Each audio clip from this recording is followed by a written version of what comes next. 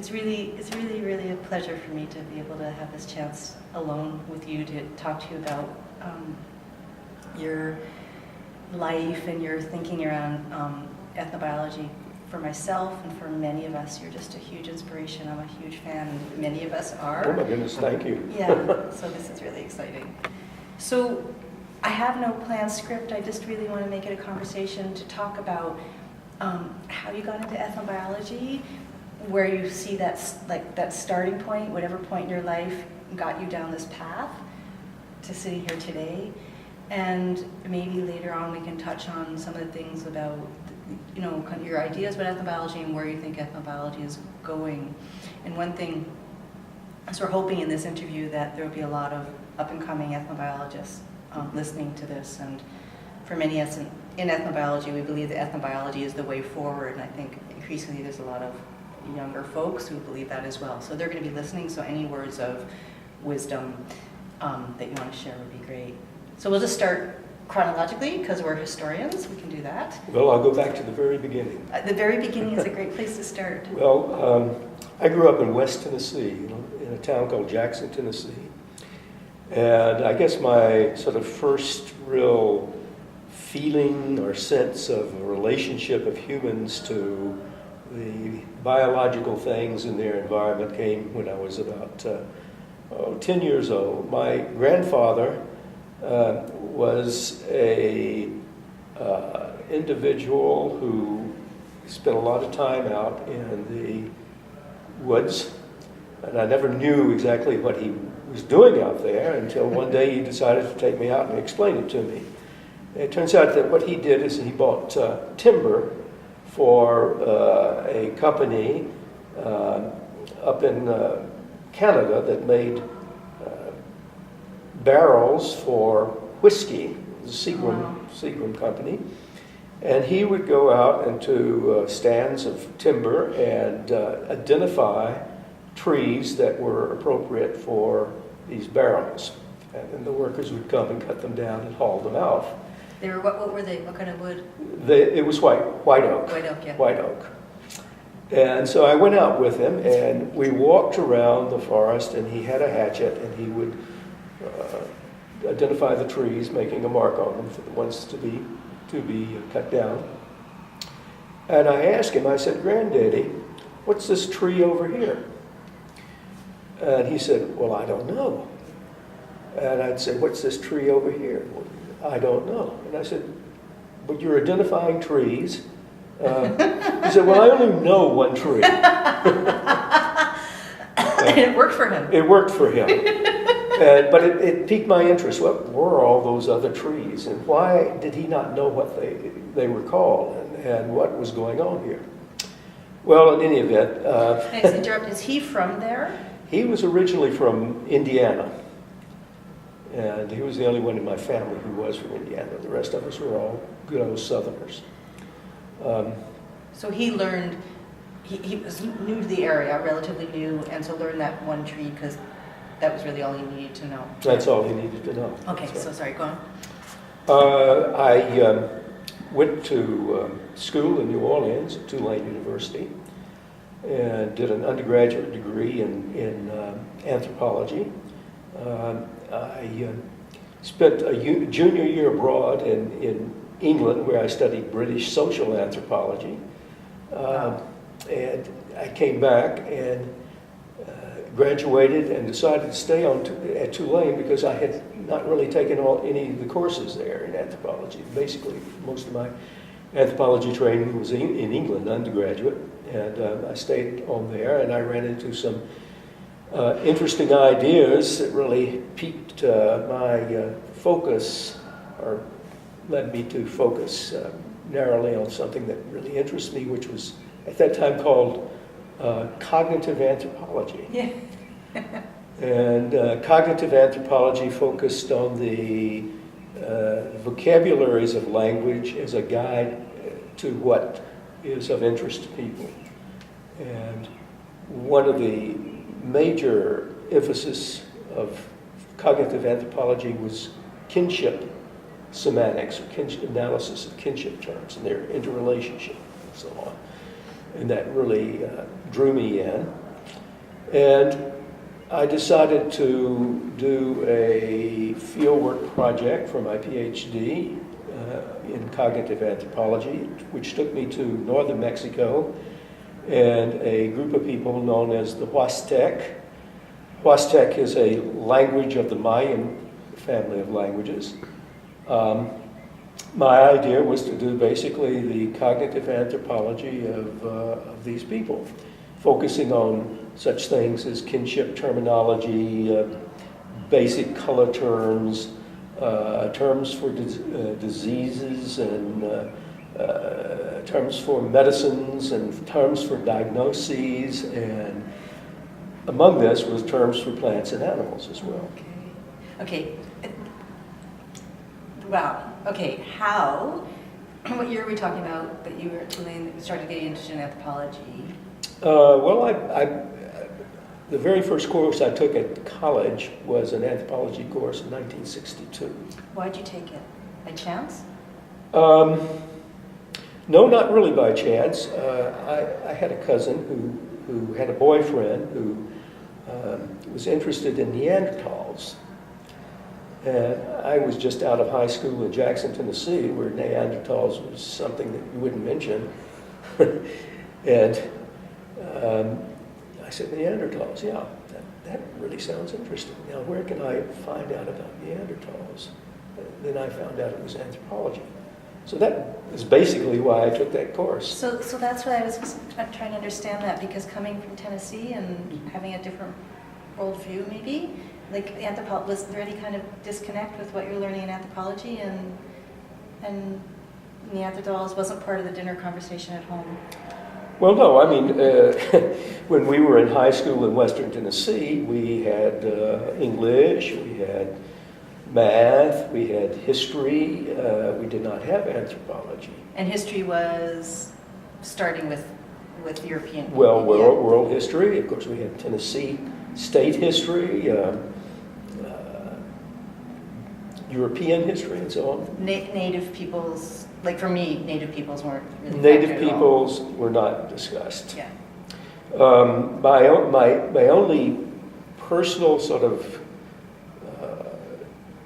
interaction with ideas about native peoples when I was growing up in Tennessee came from the fact that about 14 miles south of town was an archaeological site known as Pinson Mounds, which is a famous site now in eastern U.S. And we used to go out there with shovels. We're on tape, Cecil. I did the same. Well, the ground was always frozen by the time we got out there. We couldn't dig anyway. But it made us feel, kind of like we were doing something interesting. And, Yeah. And but of course, there were no Native Americans in our area that I knew of at that time.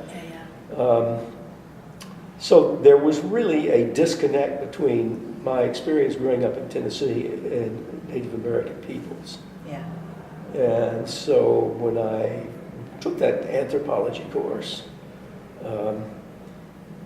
hoping to learn something about Neanderthals, I learned about all kinds of other things. Okay, that's neat. And then you were sold? Well, I decided, I think, my first semester at Tulane that I was going to major in anthropology. Wow. So did you have any idea what that meant in terms of a job?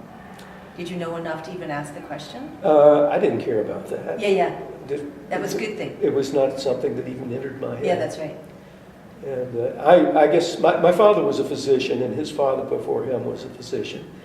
And I was sort of slated to go into that Right. profession. And I decided quite early that I didn't want to do that. I don't know why that didn't appeal to me. I think I was looking, as a lad, I was looking for something different. Yeah. Growing up in West Tennessee is a pretty insular sort of place to grow up in. And my major contacts with the outside world before I left Tennessee were my sister, who was 7 years older than I, who was wanted to be an opera singer, and she'd gone off to New York City. So you both kind of broke out. That's right. And she sort of opened my eyes up to a bigger world. And then I had a good friend in Jackson. I'll mention his name. His name is Joe Rosenblum. And Joe and his family, his mother was from New York City, and his father was a local dry goods merchant.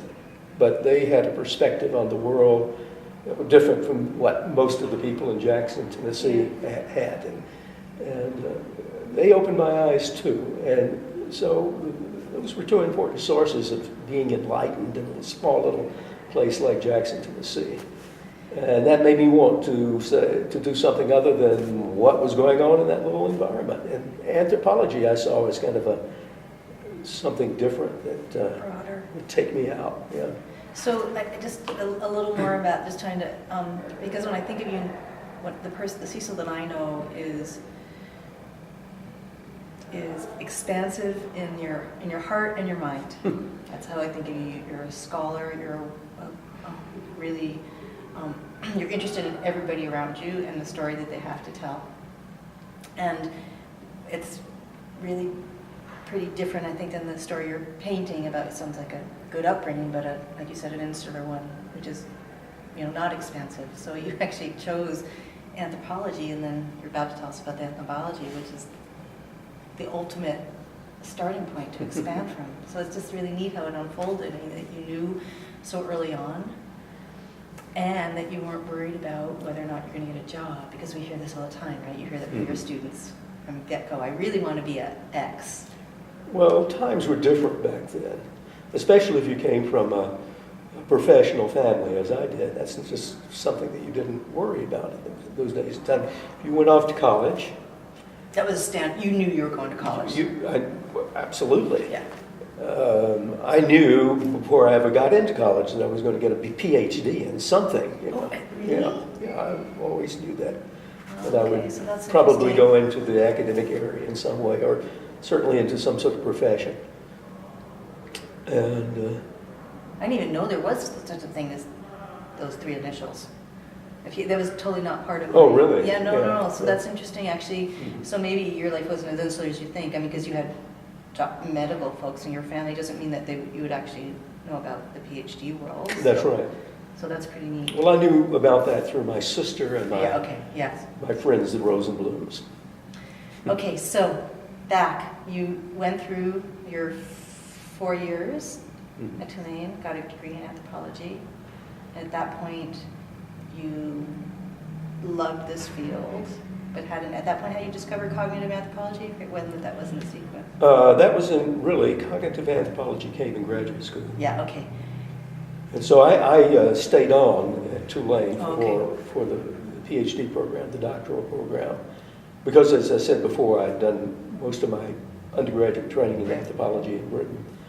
And it was then that I met up with people like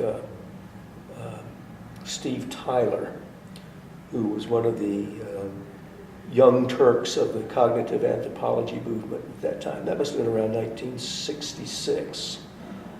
And Jack Fisher, among other people. And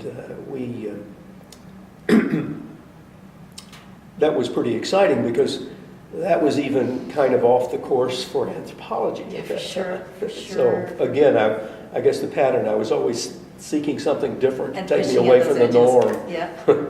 So that's how I got into cognitive anthropology.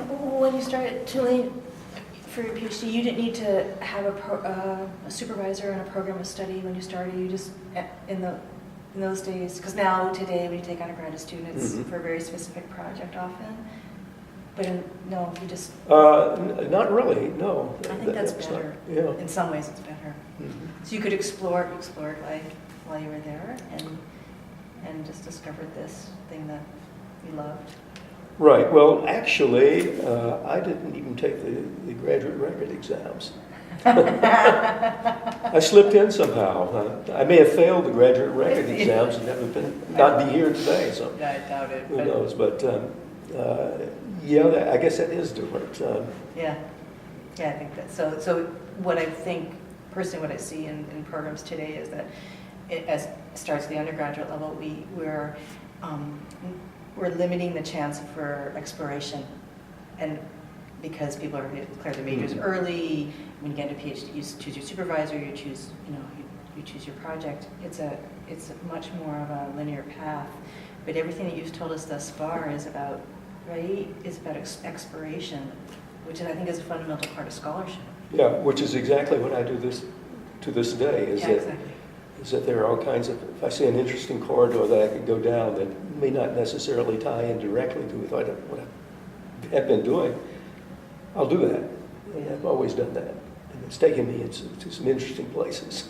Okay, I want to come back to that. That's exactly how I think of your career. So it's neat that it has its core from the beginning. So you went off into the field and making lists, and plants and animals was some of the lists you're making. Right, as I said, kinship terminology and color terminology and disease terminology and plants and animals. I was really focused more on kinship than I was on plants and animals, but I wanted to do the total cognitive anthropology of the WASTEC in a year, which was an absurd thing to think could be done, but I didn't know any better.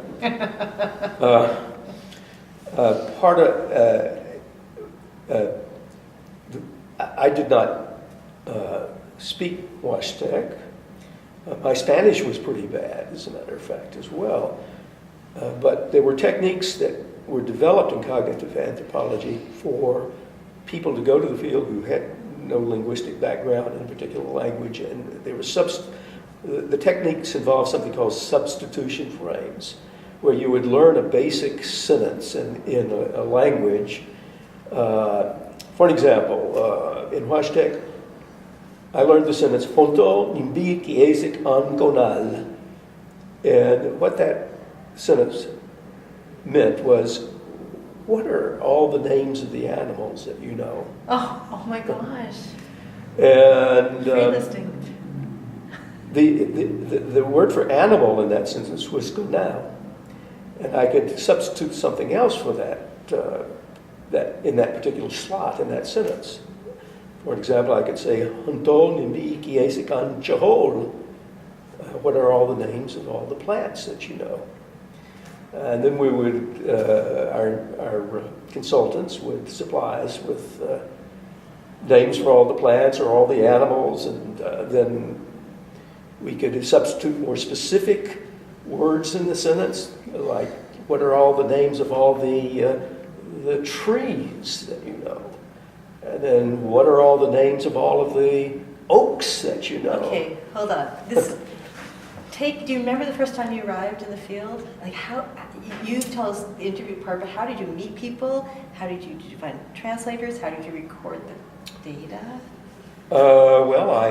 We went to the little village. It was a mestizo village of Tantoyuca in northern Veracruz, and we had a little apartment there. It was a town of about 7. Who's we? My wife and I, and my little daughter, who was 3 at the time. Okay. So this helps to not paint the picture. Right, and I went to the municipal palace and talked to some of the officials there, introduced myself, and told them what I was about, what I wanted to do, and I wanted to work with some of the native WASTEC people. And first thing one of them did was to send a man over to talk to me who had been a school teacher. He was not an Indian, a WASTEC, but he had taught in the surrounding villages and had learned some WASTEC.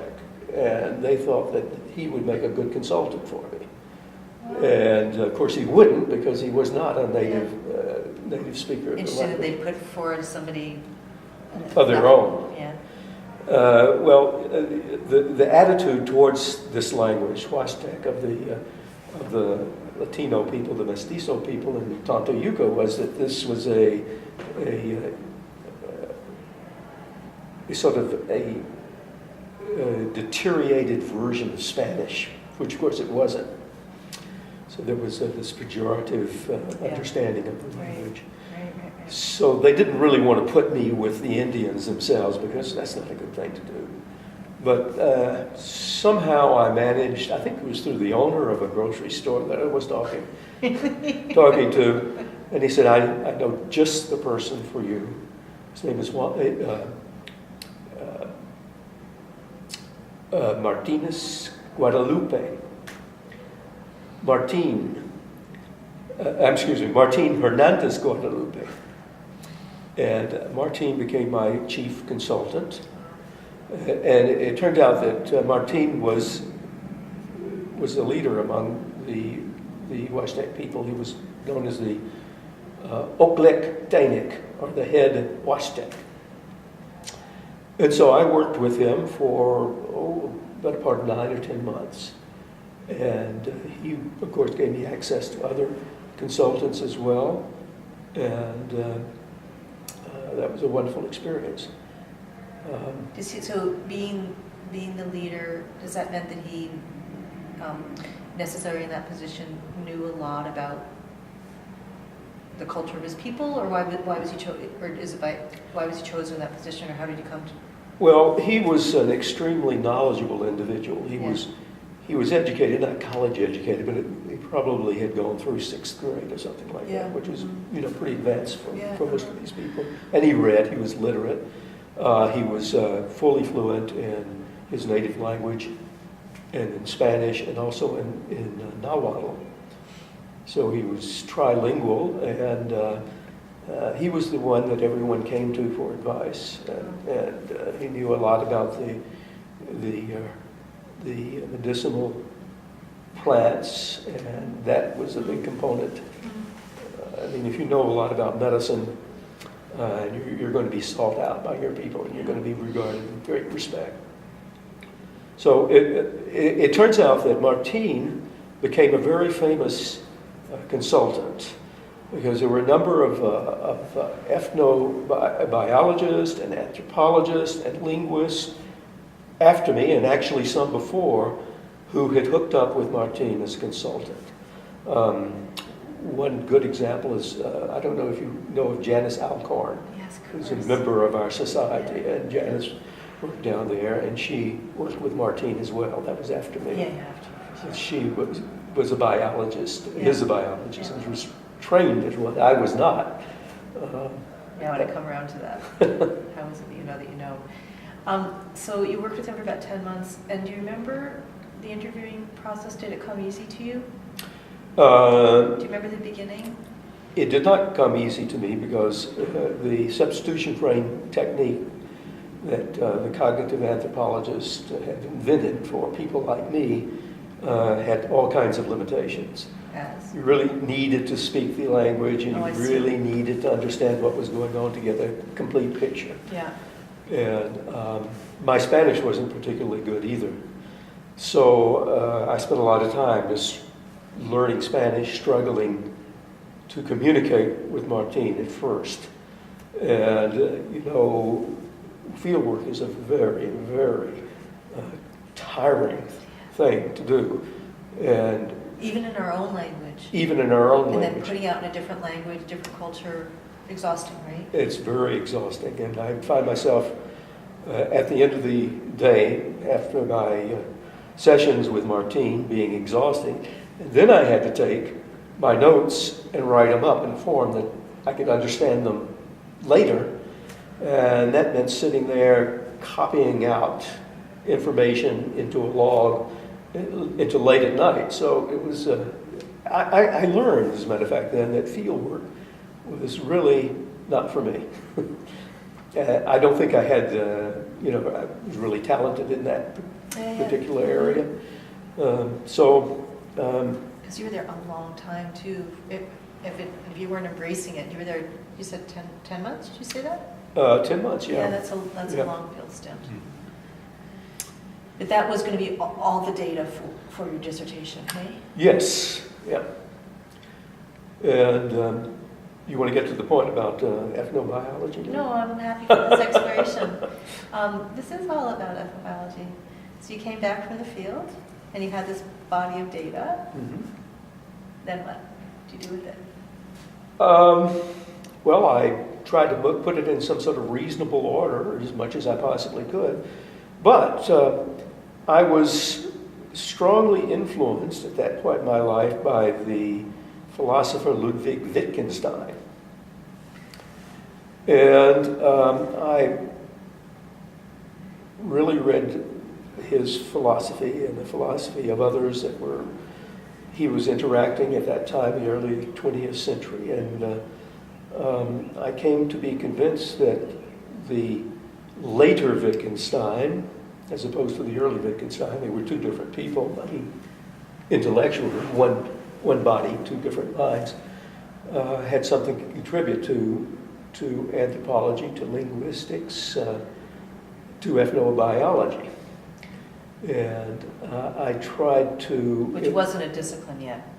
The word ethnobiology wasn't part of your no, not really. linguistic domain yet. Not that time. And I tried to interpret this data that I had collected in terms of this philosophical framework. Sort of wild stuff, actually. So I was interested in it yesterday. I don't know if you attended the talk. There was a young scholar who addressed the importance of Wittgensteinian perspective to ethnobiology. That's pretty neat. Which was mind-boggling for me, because in the last 40 years, since I first became interested in this approach, I'd never been to a seminar in which Wittgenstein was even whispered. That's pretty neat. Hope you guys talked. Well, yeah. Yeah, So that's very it's neat. cool. So it sounds a little bit like you were unguided, or that you were kind of doing your PhD was a solo act. You're not talking about people really saying, Cecil, you should do this. And That's right. I agree. Yeah. I did, and that the fact that I wasn't really closely guided by anyone in my graduate career was a blessing, in that I could pursue all these kinds of interesting things. But also, it meant that maybe I didn't acquire certain skills that would have been useful. Yeah. All the skills that I have found that are useful, that I have acquired, have been acquired much after receiving the PhD. And on your own. And on my own, yes. Yeah, it's harder. Well, not exactly on my own, because I've had some wonderful collaborators during my career who also served as mentors in new areas that I was interested in. Yeah. Okay, so dissertation, Wittgenstein, and so you wrote up your dissertation, and plants and animals were just part of the package at this point, not particularly Right. notable part of the package, or? Well, not, it wasn't the main focus of the dissertation by any stretch of the imagination. Yeah. But I took my dissertation, and I took half of it that had to do with Wittgenstein and published it as a book called Wittgensteinian Linguistics, which was really the beginning of my intense interest in linguistics. And then the other part of it was sort of publishing bits and pieces here and there. And the plant section was published in a separate article in an obscure journal, Mesoamerican journal. Oh, yeah? Mm-hmm. Do you remember what journal? It was called Cthulhu. I don't even know if it exists. If it exists anymore. But as far as the plants and animals, mostly plants, very little on animals. Yeah. I had no training in botany. Yeah, I was waiting to hear, like, if that, No training in botany. Of course, that's something I now wish I had had. Yeah, of course. One of the things I would like to have been is a plant taxonomist. That would have really been a cool thing to do, even though that's not even popular in botany these days. But what I did was to get from my consultants, the common, really, Huastec name of the plant, the common local Spanish name of the plant, and then I tried to translate that into what it possibly could have been in Latin scientific nomenclature. And there were certain sources that I could consult that were pretty good on this, but I think of the maybe 300 or 400 plants that were identified,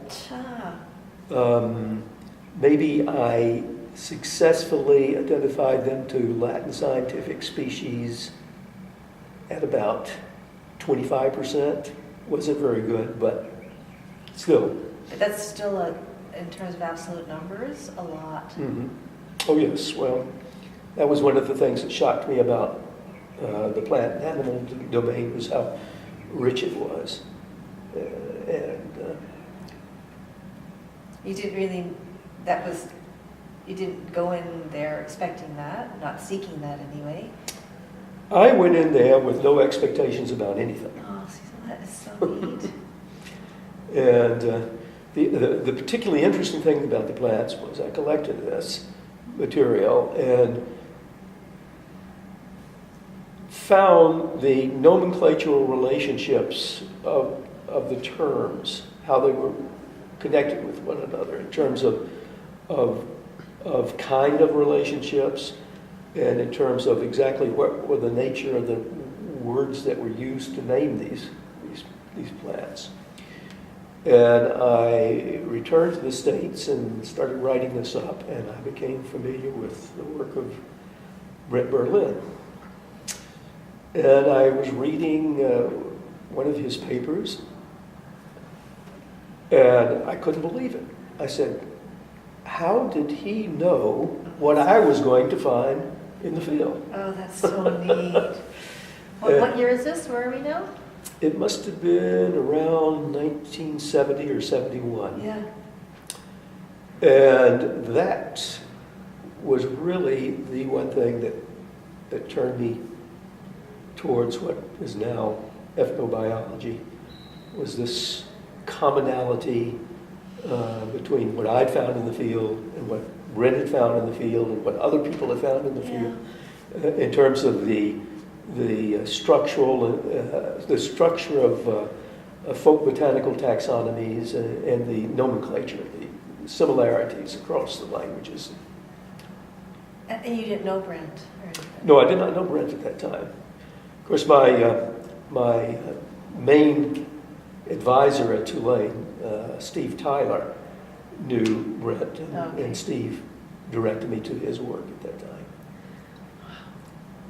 So, what about linguistics do you love? My whole research orientation since around 1970 or 71 has been comparative.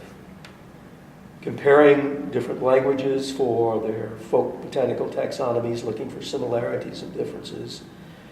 And there's a natural step from that to comparing the words of language, the grammars of language, looking for similarities and differences, and what that could tell us about the people that use these languages and in the present time and in the remote past as well. Right now, my major research focus is not in ethnobiology. When I say now, I mean like today, like what I was working on this morning before I came over here, is in comparative historical linguistics. Oh yeah, well.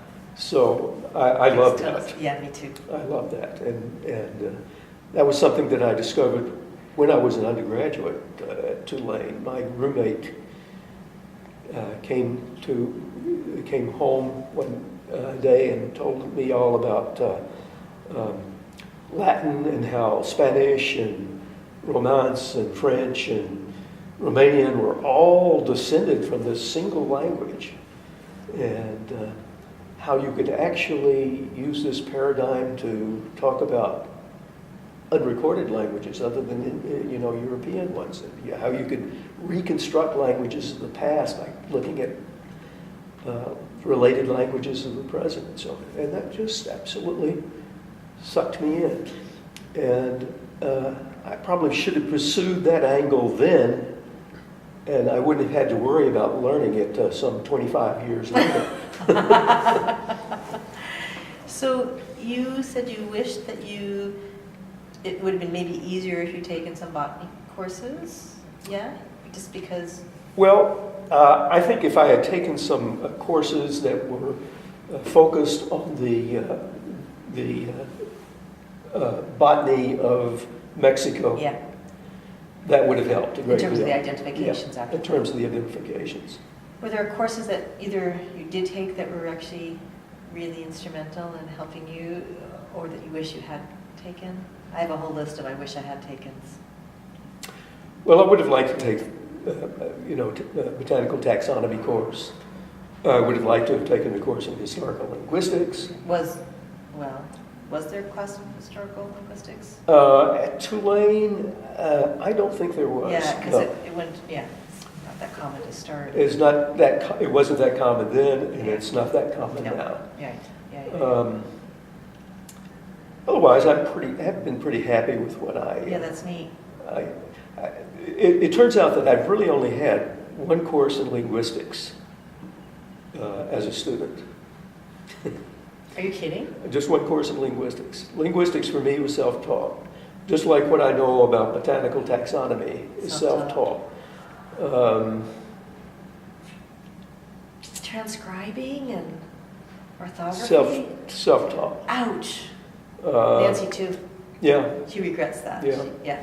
She's still unwilling to call herself a linguist because of it. Well, given the languages that she has to work with, very complex phonological. Same with you though.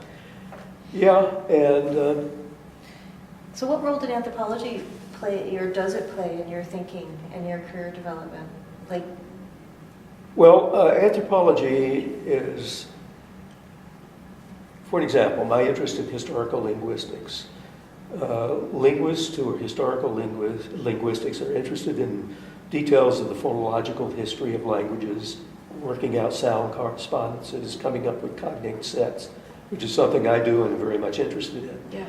But a linguist is not trained in anthropology, leaves it at that. Doesn't take the findings and put them in a larger perspective, a historic perspective. And they don't really relate it to actual human beings using language and what people who were using those languages in the past were doing, and how this information they collect reflects on what they were interested in. Right. So my interest in historical linguistics is very much tempered by the anthropological perspective. Yeah. And there are very few people around who have that particular Agreed. package of interest. Agreed. To me, as a kind of consumer of the literature, many linguists are just interested in the words as packages, Mhm. not as insights into people's lives. Right. Yeah, and that's something that definitely puts your whole research program apart. So tell us a little bit about the project you're working on for the Society right now. You're working on an atlas? Right. It's called the, let me remember, Paleo-Biolinguistic Atlas of New World Crops. Paleo-biolinguistics is the use of the comparative method of historical linguistics to reconstruct the biodiversity known to peoples of the remote prehistoric past. So cool. So this is really a combination of historical linguistics, anthropology, and ethnobiology. Yeah, it's beautiful. And essentially what we do, the atlas will be focusing on languages of the New World. We look at language families. There are, maybe several hundred language families in the New World. These are languages that are related to one another and descended from a common ancestor. And what we're trying to do is to reconstruct whether or not terms for certain domesticated plants and crops, like corn, beans, and squash, reconstruct for the parent language of these language families. The parent language we call proto-languages. And we have developed techniques for identifying where proto-languages were spoken and when they were spoken.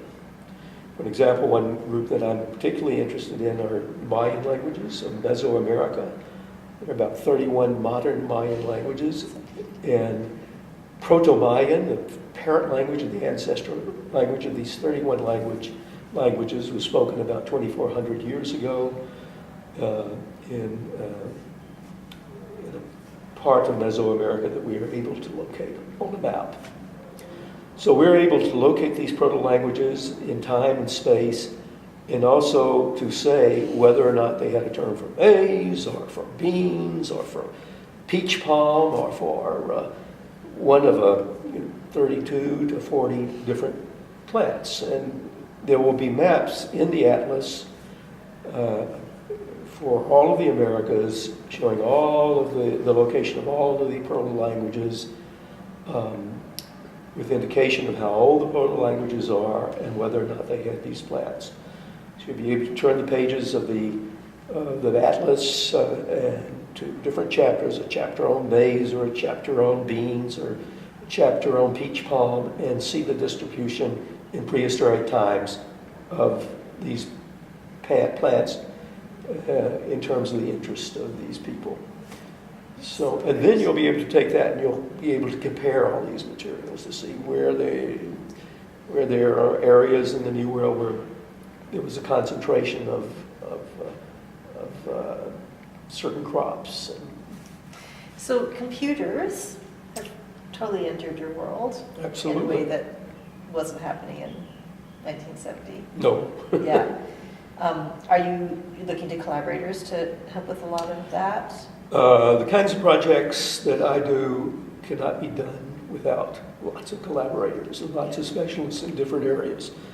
We have a colleague, Eric Holman, who is a psychologist, a retired psychologist at UCLA, who is into quantitative psychology, who sort of has been able to shift his interest in his career from early on doing statistical analysis of rats and mazes to today being interested in historical linguistics and the quantitative analysis that he can bring to that. So that's great. he does that. He sets up all our programs, and that's probably him on my phone right now. Talking about him. Yeah, his ears were glowing. But he is an absolute genius in quantitative evidence. And we have, on our team, we have Patty Epps, who is a linguist out of the University of Texas at Austin, who works with hunters and gatherers on the Amazon. And we have Søren Wickman, who is at the Max Planck Institute in Leipzig, Germany, who also helps with the historical linguistics. He's done historical linguistics of Mesoamerican languages, and he's also quantitatively oriented. And then we have our graphics person, Ike Luedelen, who does those beautiful... does all the maps. We give him the statistics, and he comes up with the maps for us. You know, it's neat, just because, you know, we've talked about this before, that really ethnobiology is interdisciplinary in its very nature, and so it's no surprise to me that you as ethnobiologists have surrounded yourself by all these people with all these different skills to produce this product. It's really, I think it's one of the hallmarks of our discipline, is that we can see the value in interdisciplinarity. Yeah.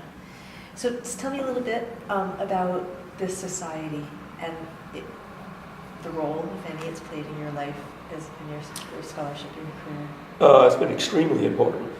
It's the only conference that I go to now, mainly because I'm retired and I don't have the resources to go to a lot of them. So that speaks a lot about my interest in this particular society. And the first meeting I went to was in 1982. I think it was the fourth meeting of the Society of Ethnobiology in Missouri, Columbia, Missouri. And I went there because I thought the word ethnobiology referred to what Brent Berlin was doing. Uh-huh. I didn't know anything about the rest of it. And I can remember going to the first talk that I went to was a talk by Liz Wing. Oh, wow. Mm-hmm. And Liz Wing's talk was on camelids.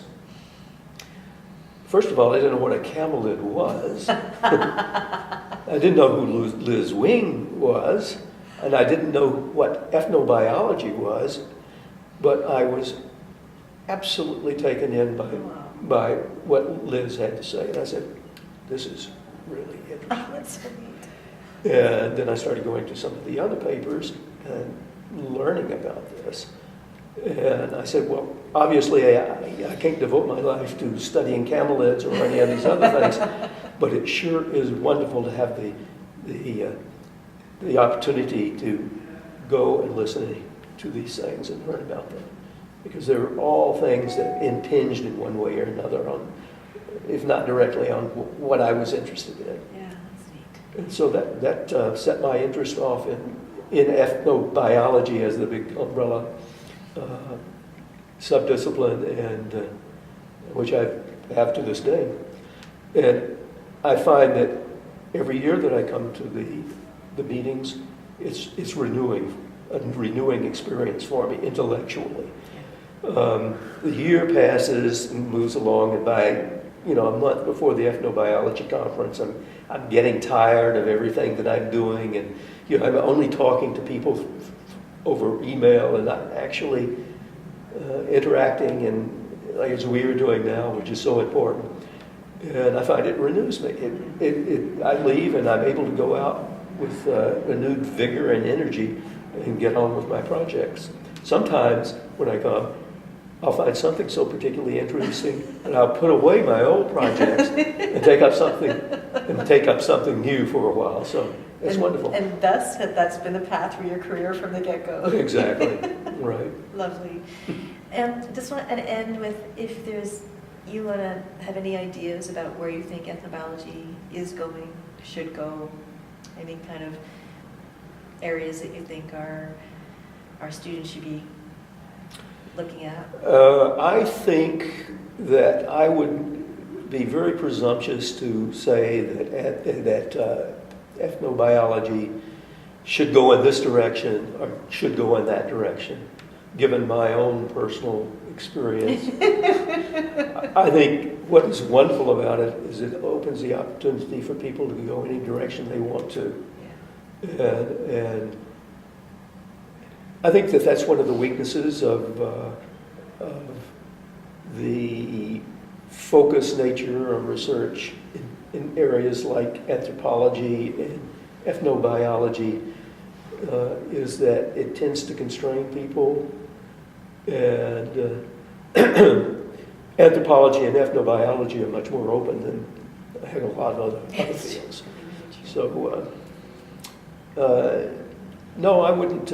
I don't think I would want to even comment on that. I think I'll leave it open. I think, in fact, you did comment on that. Okay. just by saying, stay open to the possibilities. Mm-hmm. Yeah. Cecil, thank you so much. Well, thank you for being interested in what I'm doing. I really appreciate it.